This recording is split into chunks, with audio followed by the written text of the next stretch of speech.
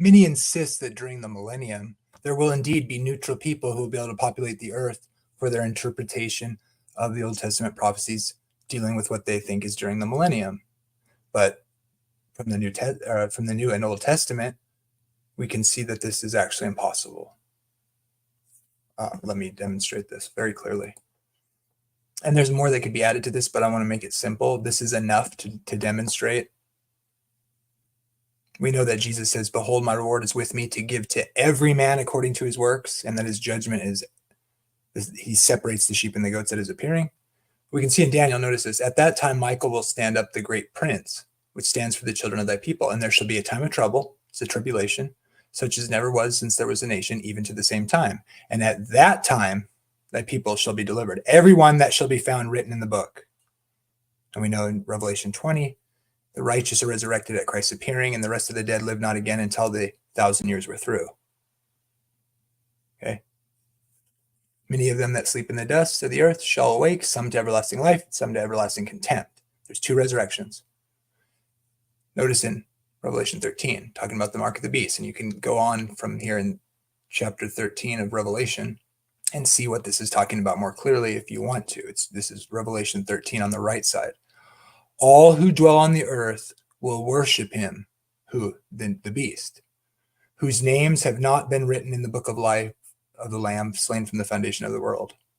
If anyone has an ear, let them hear." Okay. So, his reward is with him. Everyone not found written in the book of the... If your name isn't in the book of life, you worship the beast. If you worship the beast, you suffer the second death, ultimately, in the end. So, if everyone whose name's not written in the book of life is thrown into the lake of fire, and also everyone whose name is not written in the book of life worships the beast, then when Jesus returns, there is those who worship the beast and those who don't, and those who don't will be saved and go to the marriage supper of the Lamb. Therefore, there is no neutral people, first of all. That's why God sends a strong delusion, because he separates the sheep and the goats. Everyone will be tested who lives on the earth at that time. And of course, the saved dead will be resurrected in the first resurrection, and the lost dead will just still be dead until the 1,000 years are through, when all those who are not saved are judged and cast into the lake of fire, when they encompass the city, the holy city that's come down from heaven at the end of the 1,000 years. And Satan will gather them from the 4 corners, because all lost people of history will be resurrected unto ultimately their final destruction in the lake of fire. And they'll prove who they are when Satan gathers them from the 4 winds, because they've been resurrected, because Jesus comes back to the earth and he's the only one with the power to resurrect dead people. And we'll have the Gog and Magog war when the lost of all ages have been resurrected, and Satan gathers them to take one last shot at God.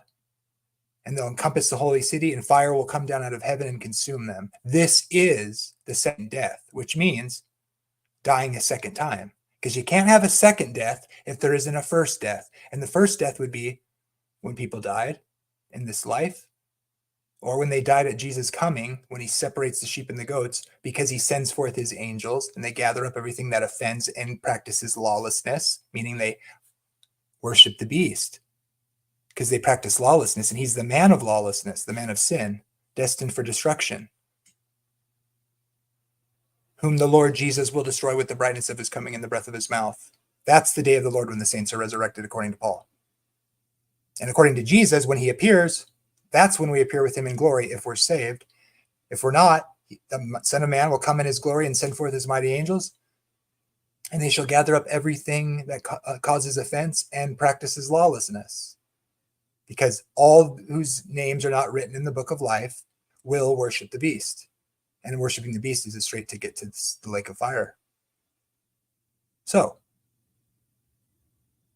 the only interpretation of premillennialism, which is the correct answer, is what the Bible teaches, is the Adventist view, which is the millennium in heaven with the living saints who are looking at the books. And that's what ruling and reigning with Christ is, being taken to the kingdom in heaven, looking at the books. And when they come back to earth for the eternal estate, the lost people are resurrected, and Satan gathers them, And the saints have been up in heaven for the last 1,000 years, not having children because we don't have children in heaven, but we do have children when we come back to the earth because that's what the purpose of the earth is. So when we come back to the earth, all the lost will demonstrate who they are by letting Satan gather them.